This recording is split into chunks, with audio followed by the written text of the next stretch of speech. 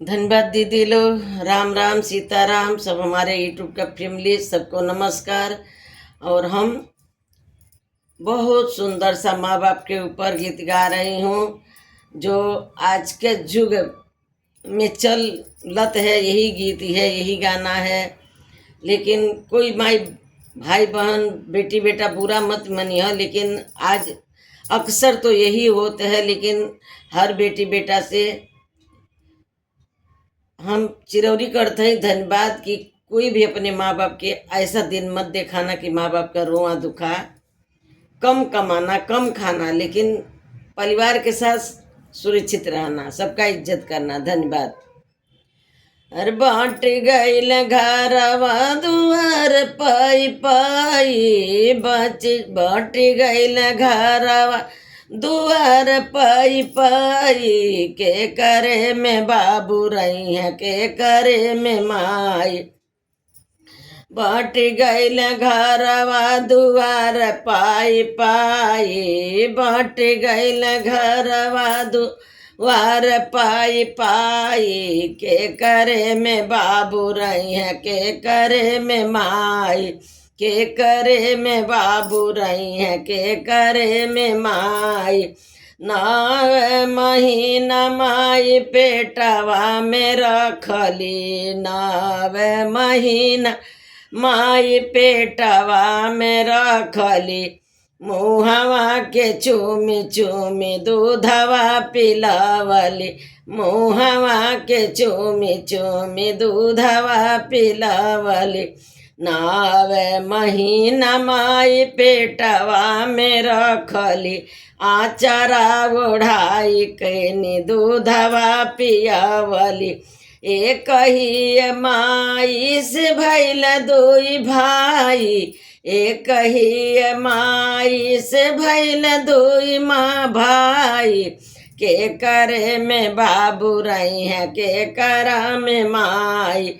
के करा में बाबू रही है, के करा में माई।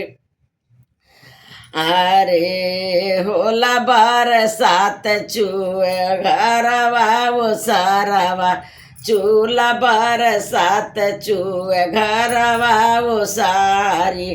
ई राति भर पानी काछ बुढ़िए महतारी, होला बरसात चूए घरवा वो सारी। राति भर पानी काछ बुढ़िए महतारी, बुढ़िए महतारी हो बुढ़िए महतारी।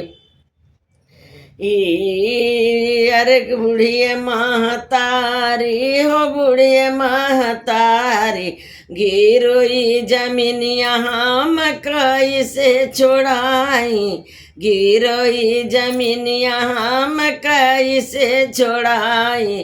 के करे में बाबू रही है, के करे में माई। के करे में बाबू रही है, के करे में माई। बाँट गईल घरवा दुआर पाई पाई, बाँट गईल घरवा दुआर पाई पाई, के करे में बाबू रही है, के करे में माई। के करे में बाबू रही है, के करा में माई। अरे माई बाबू कभी दिहलन वो रहानवा, माई बाबू तुहके कभी न दिहल वो रहानवा।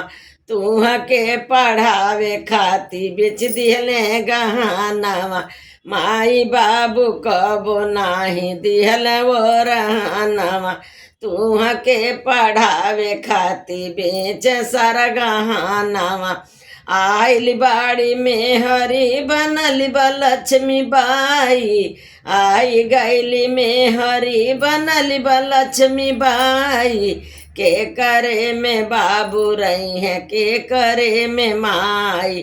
के करा में बाबू रही है, के करा में माई। बाँट गईल घरवा दुआर पाई पाई, बाटी गईल घरवा दुआर पाई पाई, के करा में बाबू रही है के करा में माई, के करे में बाबू रही है के करे में माई। साड़ी साया माई के कबो न ले आवल, साया साड़ी माई के कबो न पहनावल, दफ्तर में बाबू के नौकर बनावल, साड़ी साया माई के कभी न ले आवल, दफ्तर में बाबू के नौकर बनावल, दफ्तर में बापू के नौकर बनावल।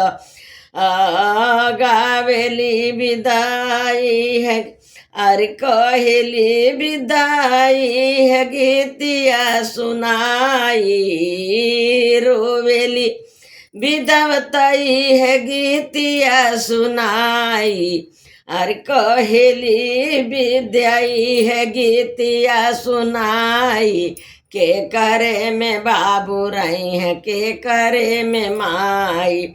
ई साड़ी साया माई के कभी न ले आवल, दफ्तर में बाबू के नौकर बनावल, पूछेली विद्याई है गीतिया सुनाई, पूछेली विद्याई है गीतिया सुनाई, अरे पूछेली विद्या यही गीतिया के गाई, के करे में बाबू रही है के करे में माई। अरे कहेली विद्या यही गीतिया के गाई, के करा में बाबू रही है के करा में माई।